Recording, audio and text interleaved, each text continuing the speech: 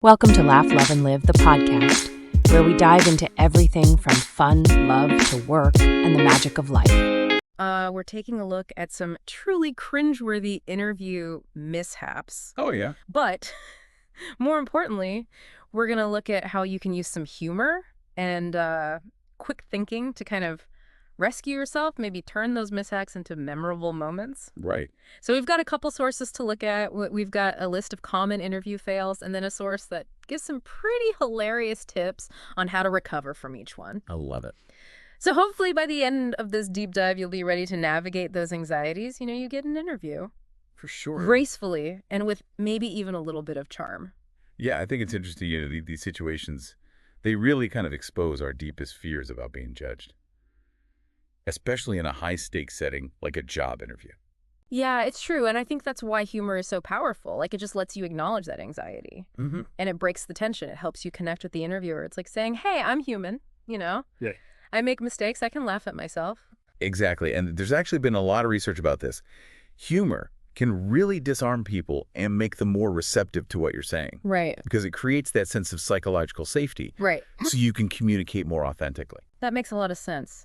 So instead of going through this big list of fails one by one, what if we group them into some categories? Okay. So we've got some obvious ones like appearance and body language, Huh. communication mishaps, preparation, and punctuality. Sure. And then, of course, the always fun tech and environment fails. The best. Yeah. What do you think? I think that's a great way to approach it, yeah. I think looking for patterns in these things is helpful, and it'll help us understand, what's happening, the dynamics at play. Yeah, perfect. Right. So let's start with appearance and body language. Okay.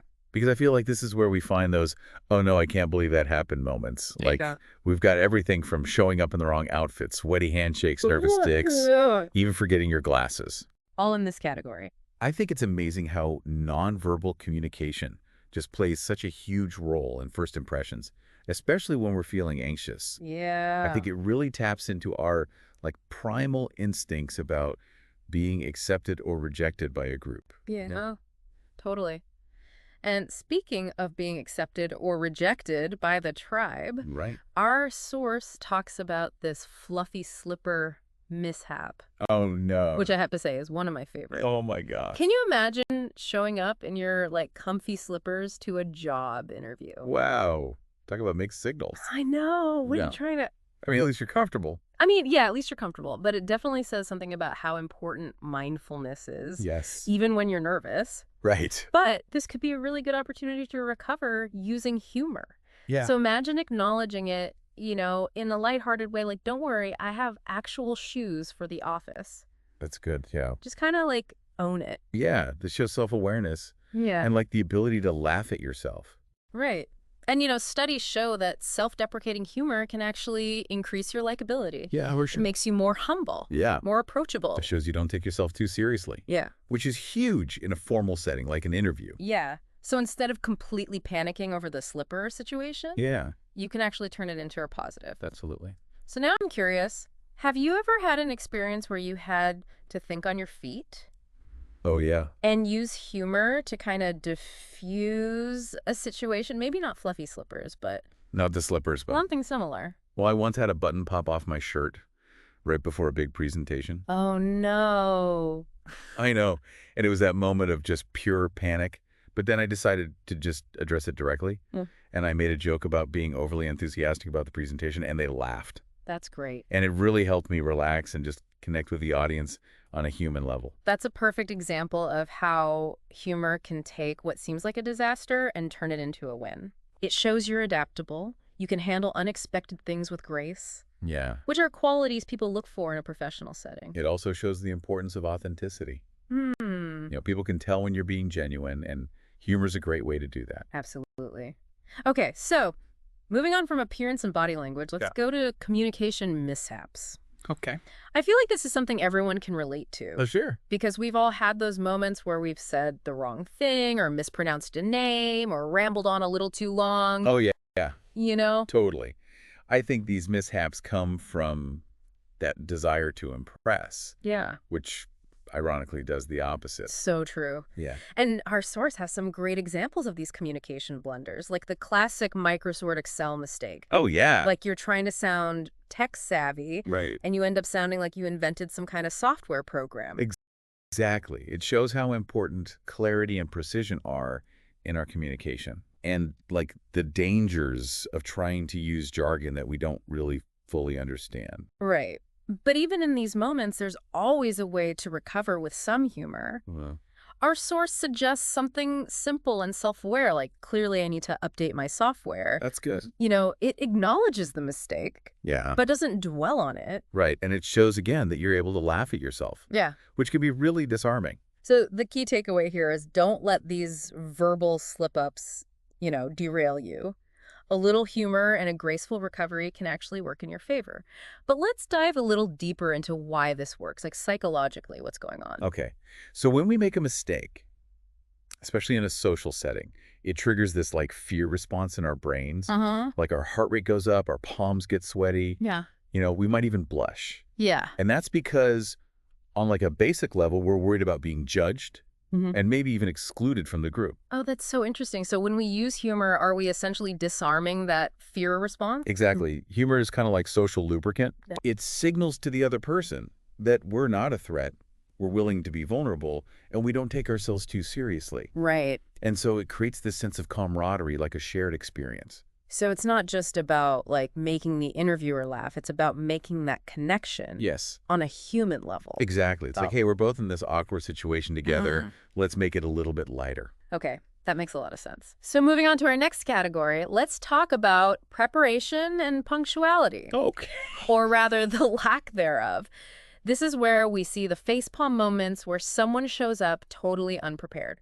You'd think with, digital calendars and instant notifications, these mishaps would be less common, but it seems like we just have a knack for finding creative ways to sabotage ourselves. I know, it's so true. And our source mentions everything from resume exaggerations that come back to bite you to the classic forgot my glasses scenario. Oh, yeah. It's like setting ourselves up for failure. Well, I think it often comes down to, nerves and overthinking.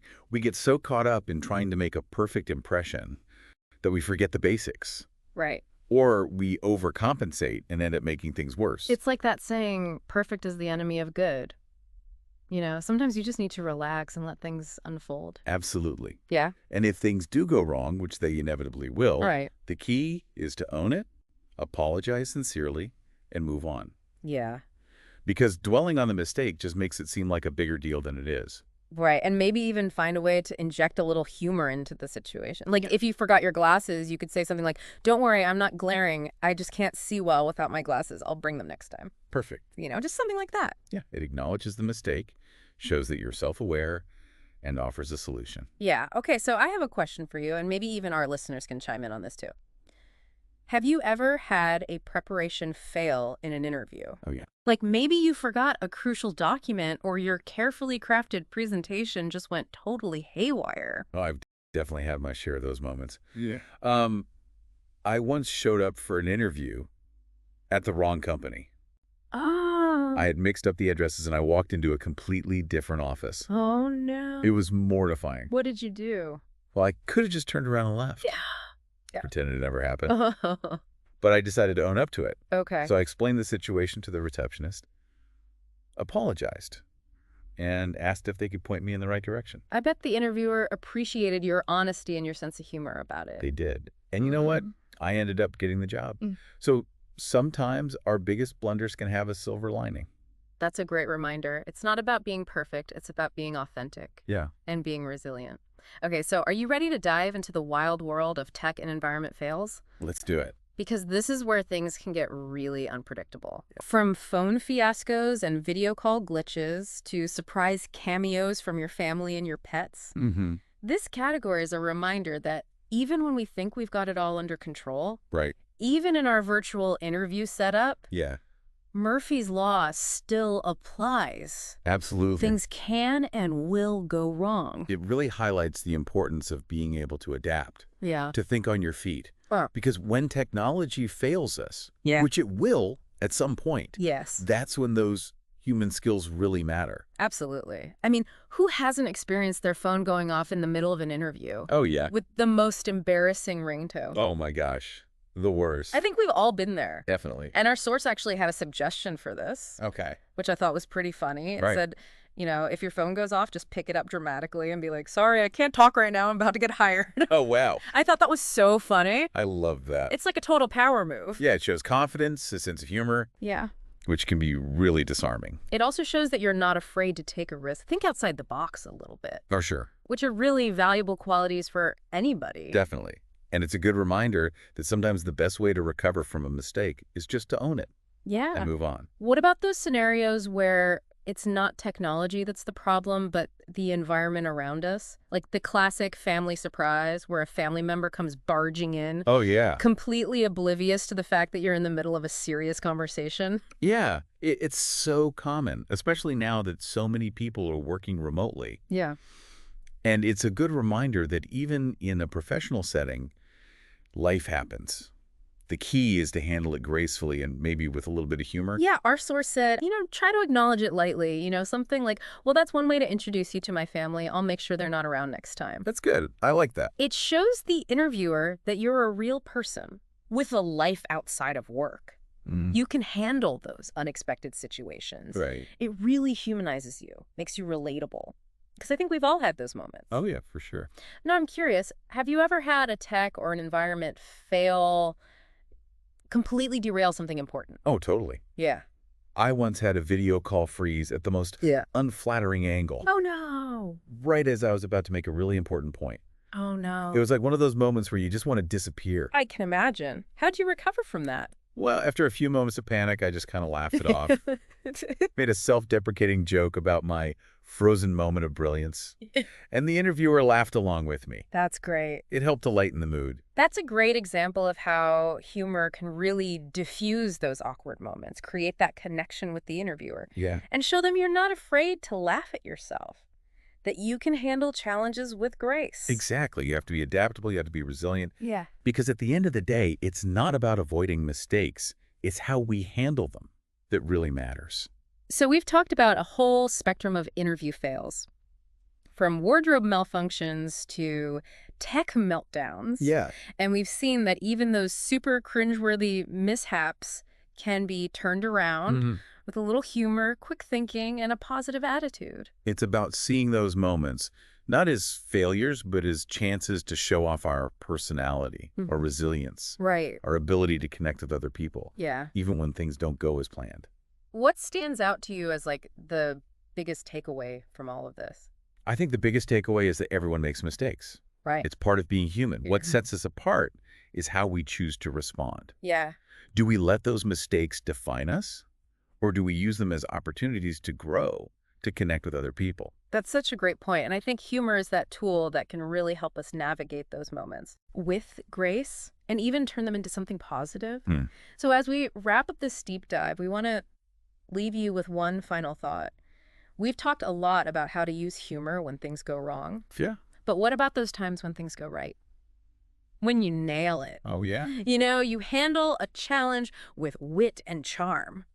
It's important to celebrate those wins. Yes. Because they remind us of our own strength, our resilience, Yeah. and they inspire us to keep going, even when it gets tough. So as you head out into the world, remember to embrace those unexpected moments. Yeah. Don't be afraid to take risks, to be yourself, and to let your sense of humor shine through. Absolutely. Because you never know, it just might be the thing that lands you your dream job. Right. Or it helps you navigate a really tricky situation with grace and ease.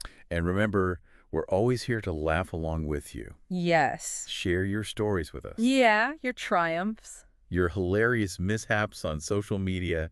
We can't wait to hear from you. Until next time, keep diving deep. And keep laughing. Thanks for tuning in to Laugh Love Live. Remember, keep laughing, loving, and living your best life, whether at work or at home. Catch you next time.